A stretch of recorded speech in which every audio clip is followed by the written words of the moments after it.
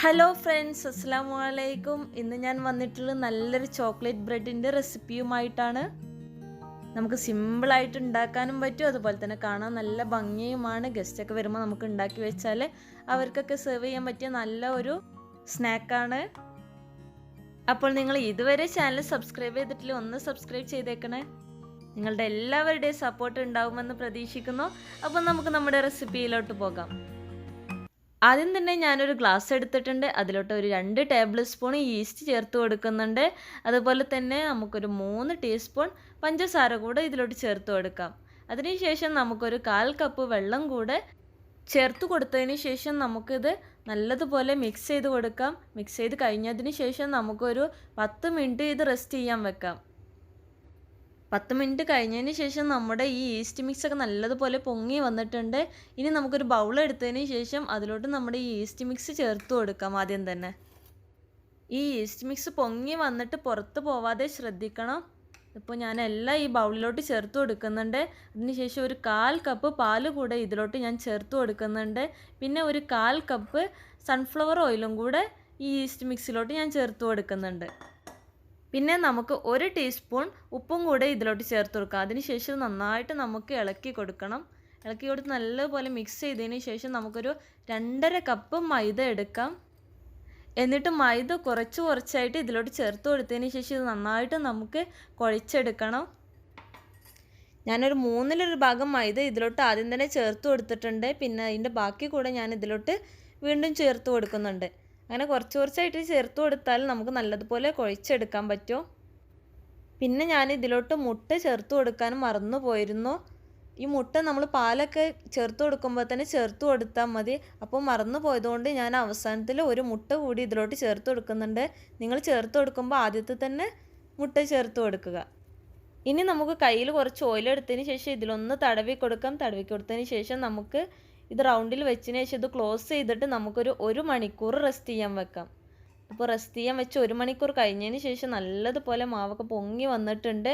അതിന് ശേഷം നമുക്ക് ഇത് 4 ഈക്വൽ പാർട്സ് ആക്കിയിട്ട് നമുക്ക് മുറിച്ചെടുക്കാം.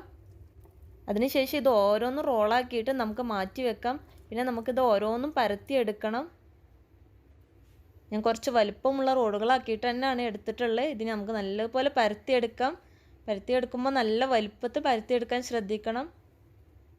ഏകദേശം ഒരു റൗണ്ട് ഷേപ്പിലായിട്ട് വേണം നമുക്ക് പരത്തിയെടുക്കാനായിട്ട്. ഇതിപ്പോൾ ഞാൻ നല്ല സൈസിൽ പരത്തിയെടുത്തിട്ടുണ്ട്. അതിനുശേഷം നമുക്കൊരു ബേക്കിംഗ് ട്രേയിലോട്ട് നമുക്ക് വെച്ച് കൊടുക്കാം. പിന്നെ ഒരു റൗണ്ടിലുള്ള ടോപ്പ് എന്തെങ്കിലും വെച്ചിട്ട് നമുക്ക് ഇതിലൊന്ന് പ്രസ് ചെയ്ത് കൊടുക്കാം. അതിനുശേഷം നമുക്ക് മെൽറ്റ് ചെയ്ത് ചോക്ലേറ്റ് അതിൽ സ്പ്രെഡ് ചെയ്ത് കൊടുക്കാം. ഇതുപോലെ നമുക്ക് ഓരോ ലെയറും ചെയ്ത് കൊടുക്കാം. ഫസ്റ്റ് ചെയ്ത പോലെ തന്നെ 4 ഷീറ്റ്സാണ് നമ്മൾ പരത്തി എടുത്തിട്ടുള്ളത്.